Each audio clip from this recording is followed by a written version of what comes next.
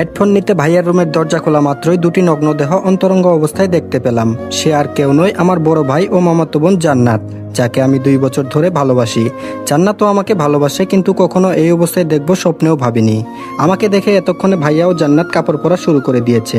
লজ্জায় কেউ কোনো কথা বলছে না, হয়তো আমি এখানে আসবো আশা করিনি। আমি বললাম, ছি ভাইয়া ছি, তোমাকে আমার ভাইয়া বলতে ঘৃণা হচ্ছে। তুমি কি করে এটা করতে পারলে? লজ্জা করলো না? ভাবি থাকা সত্ত্বেও এমনটা করলে?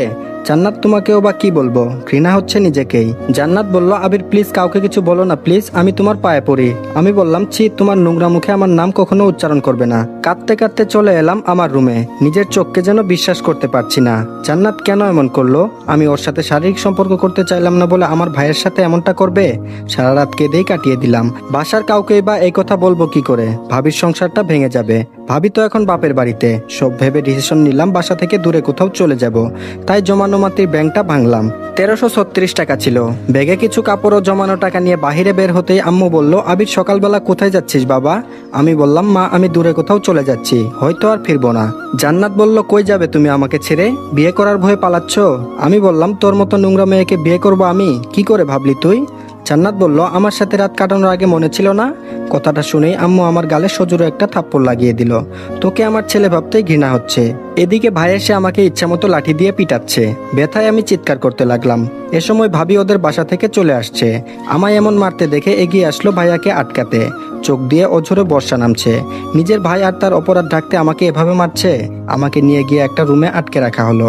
নিজের গর্ভধারিণী মাও আমাকে চিনতে পারলো না। 1 বছর আগে ভাইয়া অ্যাক্সিডেন্ট করে যখন মৃত্যুর সাথে পাঞ্জা লড়ছিল, তখন তো আমি আমার 2 ব্যাগ রক্ত দিয়ে বাঁচিয়েছিলাম। সে কি করে পারলো আমার শরীর থেকে রক্ত ঝরাতে? এসব ভেবে দু চোখ যেন অশ্রু বাধা মানছে না। জান্নাতের সাথে আমার প্রেম আছে বাসার সবাই জানে। কিছুক্ষণ পর আম্মু এসে পাঞ্জাবি পায়জামা দিয়ে বলল, তোর সাথে জান্নাতের বিয়ে, রেডি হয়ে নে, আর বিয়ে না করলে আমার মরা মুখ দেখবি। আমি মাকে কিভাবে বলি যে জান্নাতকে ভালোবেসে 2 বছরে আমি স্পর্শও করলাম না, সে কি করে ভাইয়ার বিছানায় গেল? অবশেষে সিদ্ধান্ত নিলাম মায়ের কথা রাখতে বিয়ে করব, কিন্তু বাসা থেকে চলে যাব যাতে জান্নাতের মুখ না দেখতে হয়। একটু পর ভাবি আমাকে জানালা দিয়ে দেখে চোখের পানি ফেলে চলে গেল। হয়তো তার মনে অনেক প্রশ্ন, কেন আমি এমন করলাম? এদিকে ভাবির মাথাটায় একটা জিনিস ঢুকছে না, আবির তো জান্নাতকে ভালোবাসে, তাহলে কি এমন হলো যে বিয়ে করতে চাচ্ছে না? বিকালে কাজে আসলো, আবির ও জান্নাতের বিয়ে পড়ানো হলো। বিয়ে বাড়ি ঠিকই, কিন্তু কারো মনে কোনো আনন্দ নেই। সবার মন খারাপ, শুধু আমার বড় ভাই আকাশ ও জান্নাত ছাড়া। পায়ে ও হাতে প্রচন্ড ব্যথা করতেছে, তবুও কষ্ট করে একটা চিঠি লিখলাম। প্রিয় মা, মা গো, আমি তোমার কথা রেখেছি। মা, আমি জান্নাতকে বিয়ে করেছি। জানিস মা, তোর যে মরামুখ আমার সহ্য হবে না। জানিস মা, আমি তোকে অনেক ভালোবাসি। আমার বাবা অনেক আগেই পরপারে চলে গেছে। জানি না সে থাকলে হয়তো আরো অনেক মারতো, কিন্তু তুমি তো আমাকে মারোনি মা। আমি জানি মা, তুমি আমাকে অনেক ভালোবাসো, অনেক কষ্ট পাইছো জানি, কিন্তু আমি কষ্ট দিতে চাইনি। হয়তো একদিন আজকের থেকে অনেক বেশি কষ্ট পাবে, যেদিন আমার চলে যাওয়ার কারণটা জানবে। একটা জিনিস ভেবে খুব কষ্ট পাইছি মা, তুমি আমাকেও বুঝলে না। আমি অনেক দূরে চলে গেলাম। মা, নিজের খেয়াল রাখবা। ইতি তোমার কলিজার টুকরা। বাসার দেওয়াল টপকে বাহিরে আসলাম। চলছি দূর অজানাই। সামনে রেল স্টেশন। ট্রেন আসার আওয়াজ পেয়ে স্টেশনে এসে ট্রেনে উঠে পড়ি। জানি না কোথায় যাব। একটা সিটে বসতেই পায়ে কি যেন লাগলো, তাকিয়ে দেখি একটা লাগেজ। কিন্তু লাগেজটা কার? এই সিটে তো কেউ ছিল না। জানালা দিয়ে সবুজ প্রকৃতি দেখছি। পরের স্টেশন আসতে পাশের সিটে সবাই নেমে গেল, কিন্তু কেউ লাগেজটা নিল না। মনে হয় কেউ ছেড়ে গেছে। লাগেজটা খুলতেই অবাক হয়ে যায়। লাগেজটা টাকা দিয়ে ভর্তি, কিন্তু এগুলো কার টাকা? দেখি তো লাগেজে কোনো কার্ড বা ঠিকানা আছে কিনা। কাগজটাতে লেখা ছিল, হ্যাঁ তোমাকেই বলছি, সন্ত্রাসীরা আমার পিছু নিয়েছে। জানি হয়তো আমাকে মেরেও ফেলবে। প্লিজ টাকাগুলো আমার বাসায় পৌঁছে দিও, নয়তো আমার পরিবার রাস্তায় বসবে। ঠিকানা 1206/2 তেজগাঁও, ঢাকা। এখন কি করব বুঝতেছি না। এতগুলো টাকাগুলো নিয়ে বাসায় চলে আসি। আম্মুর জন্য মনটা কাঁদছে। জানি না আমাকে না পেয়ে আম্মু এখন কি করছে। কাগজে লেখা ওই ঠিকানায় সিএনজি করে যাচ্ছি, আর মনে পড়ছে আম্মুকে। সামনে একটা কার ও পিকআপ মারাত্মক অ্যাক্সিডেন্ট হয়। রক্তাক্ত হয়ে গাড়িতে একজন লোক পড়ে আছে, কিন্তু কেউ এগিয়ে আসছে না। সিএনজিটিকে থামিয়ে দৌড়ে গাড়ির কাছে গিয়ে লোকটিকে বের করলাম। অনেক জায়গায় আঘাত পাইছে, মাথা ফেটে গেছে, পায়েও ক্ষতের সৃষ্টি হয়েছে। আমি সিএনজিওয়ালাকে বললাম, ভাইয়া একটু এদিকে আসেন, লোকটিকে হাসপাতালে নিতে হবে। বেশিক্ষণ এভাবে থাকলে লোকটি মারা যাবে। সিএনজিওয়ালা বলল, ভাই ছাড়ুন তো এসব, আমার আবার আপনাকে নামিয়ে অন্য প্যাসেঞ্জার নিতে হবে। এসব পুলিশ দেখবে, আপনি গাড়িতে উঠুন। আমি বললাম, আপনাকে ডাবল ভাড়া দিব, লোকটিকে নিয়ে আগে হাসপাতালে চলুন। এদিকে লোকটির অবস্থা আরো খারাপ হতে লাগলো। তাড়াতাড়ি সামনের একটা হাসপাতালে নিয়ে আসলাম। ডাক্তার লোকটিকে কেবিনে নিয়ে বলল, পার্সেন্টের অবস্থা খুবই খারাপ, এমার্জেন্সি অপারেশন করতে হবে। আপনি ওনার কি হন? আমি বললাম ছেলে। ডাক্তার বলল, এখনই ক্যাশ কাউন্টারে 5 লাখ টাকা জমা দিন, আমরা অপারেশন শুরু করে দিচ্ছি, নয়তো ওনাকে বাঁচানো সম্ভব হবে না। আমি বললাম, ওকে ডাক্তার, আমি টাকা জমা দিচ্ছি, আপনি অপারেশন শুরু করে দেন। কি করব ভাবছি, আমার কাছে তো আরো 500 টাকাও নাই, এই টাকাগুলো তো আমার না, সবার আগে জীবন বাঁচানো ফরজ, তাই আর কিছু না ভেবে টাকা জমা দিলাম। লোকটিকে অপারেশন থিয়েটারে নিয়ে গেলেন। একটু পর নার্স এসে একটা ফোন হাতে ধরিয়ে দিল। নার্স বলল, এই ফোনটা পেশেন্টের কাছে ছিল, জরুরি 2 ব্যাগ ও নেগেটিভ রক্তের ব্যবস্থা করুন। আমি বললাম, আমি রক্ত দিব, আমার রক্তের গ্রুপ ও নেগেটিভ। নার্স বলল, আপনি তো 1 ব্যাগ দিতে পারবেন, আর 1 ব্যাগ? আমি বললাম, ডাক্তার আমার শরীর থেকে 2 ব্যাগ নিন, তাছাড়া আমি এখন রক্ত কই পাবো, আমার শরীর থেকে নিন প্লিজ। ডাক্তার বলল, না না, তা কি করে হয়। আমি অনেক রিকোয়েস্ট করার পর নিল। কিছুক্ষণ পর রিংটোন বেজে উঠল। লোকটির ফোনে ফোন দিয়েছে, রিসিভ করে সালাম দিলাম। ওপাশ থেকে একটা মেয়ে বলল, কে আপনি? আমার আব্বুর ফোন আপনার কাছে কেন? আমি বললাম, আপনার বাবা অ্যাক্সিডেন্ট করেছেন, হাসপাতালে চলে আসেন। কিছুক্ষণ পর মেয়েটি ও তার মা চলে আসলো। মেয়েটি দেখতে অপসরের মতো। মেয়েটি বলল, আপনি ফোন রিসিভ করেছিলেন তাই না? আমি বললাম, হ্যাঁ। মেয়েটির মা বলল, ওনাকে এই হসপিটালে কে এনেছে? আমি বললাম, আমি। মেয়েটি বলল, এই ফালতু মার্কা হসপিটালে ভর্তি করতে কে বলেছে আপনাকে? বলেই গালের মধ্যে কষে একটা থাপ্পড় লাগিয়ে দিল। এমন সময় নার্স বেরিয়ে আসে। নার্স বলল, তাড়াতাড়ি এই মেডিসিনগুলো নিয়ে আসুন। আমি বললাম, আন্টি এই নেন ফোন ও মেডিসিনগুলো তাড়াতাড়ি নিয়ে আসেন, আমি চলে যাই। মেয়েটি বলল, ছোট লোকের বাচ্চা, যা ভাগ, আম্মু কাগজটা আমাকে দাও, আমি নিয়ে আসছি। আইরে মানুষ, ওনার বাবাকে বাঁচাতে করতো কি করলাম, আর উনি আমার গায়ে হাত তুললো আর অপমান করলো। আমার কপালটাই হয়তো খারাপ, তাই এমন কষ্ট পাই। বাহিরে এসে কাগজের ঠিকানায় যাওয়ার জন্য সিএনজিতে উঠলাম। তেজগাঁও এসে সিএনজি থেকে নামলাম। একটা লোককে জিজ্ঞেস করলাম, ভাইয়া এই ঠিকানাটা একটু দেখিয়ে দিবেন? লোকটি বলল, সামনে গিয়ে ডানে যাবেন, আশেপাশে খুঁজে দেখবেন, পেয়ে যাবেন। অবশেষে বাসা খুঁজে পাইলাম। কিন্তু এটা কি বাসা নাকি রাজপ্রাসাদ? আমি দারোয়ানকে জিজ্ঞেস করলাম, ভাই এটা কি 1206/2 নম্বর বাসা?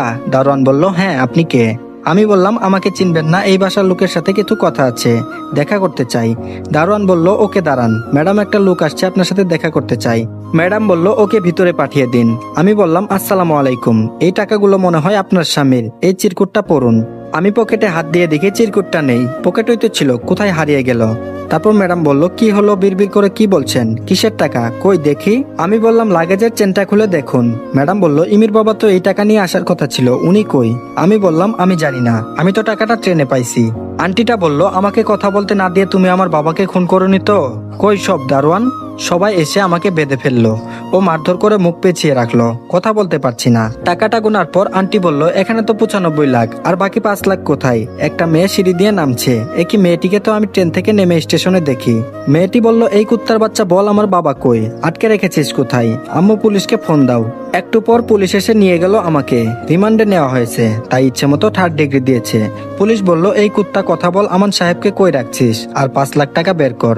এদিকে ডাক্তার বলল, পেশেন্ট আউট অফ ডেঞ্জার, আপনার ছেলে ঠিক সময় মতো না নিয়ে আসলে হয়তো পেশেন্ট সারা জীবনের জন্য পঙ্গু হয়ে যেতেন। মহিলাটি বলল, কি আমার ছেলে মানে? আমার তো কোনো ছেলে নেই। ডাক্তার বলল, তাহলে উনি কে, যে আপনার স্বামীকে হসপিটালে নিয়ে এসেছিল? মহিলাটি বলল, চিনি না।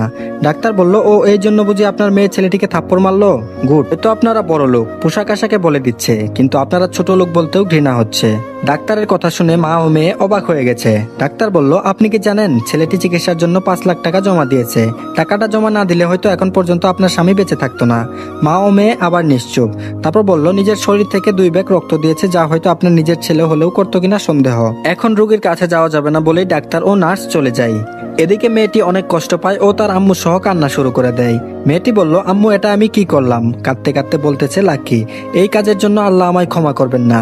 লাকির মা বলল, কাঁদিস না মা, যদি কখনো দেখা হয় তাহলে ক্ষমা চেয়ে নিস। তবুও লাকি তার অন্যায় বুঝতে পেরে চোখের পানি ঝরাচ্ছে। অন্যদিকে আবিরকে পুলিশ অনেক মারে, এদিকে সে কাগজটাও হারিয়ে ফেলেছে। আবিরকে এত মারার পরও আবির ব্যথায় চিৎকার করতেছে না। এই ব্যথা তো ক্ষণিকের, তার চেয়েও আবিরের মনে অনেক বেশি ব্যথা। অন্যদিকে আমান সাহেব বাসায় ফিরে আসে আর জানতে পারে কেউ একজন টাকা নিয়ে আসে, আর 5 লাখ টাকা কম থাকলেও তাকে তারা পুলিশে দিয়ে দেয়। আমান সাহেব খুব ভালো মানুষ। তিনি বললেন, এমনও তো হতে পারে ছেলেটি বিপদে পড়ে 5 লাখ টাকা কোথাও নষ্ট করেছে। তার যদি টাকার লোভী থাকতো তাহলে তো এতগুলো টাকা আর ফিরাই দিত না। যাই হোক, ছেলেটিকে পুলিশের হাত থেকে ছাড়িয়ে আনি। আমান সাহেব থানায় গিয়ে আবিরকে ছাড়িয়ে নেয়। তারপর বলল, বাবা তোমার নাম কি? আবির বলল, আমার নাম আবির। আমান সাহেব বলল, আমার জন্য তোমার কি অবস্থা করেছে পুলিশ, বাবা আমাকে মাফ করে দিও। আবির বলল, না আঙ্কেল, আপনি কেন মাপ চাচ্ছেন? আমি আপনার 5 লাখ টাকা দিয়ে একটা অ্যাক্সিডেন্ট হওয়া ব্যক্তিকে চিকিৎসা করিয়েছি।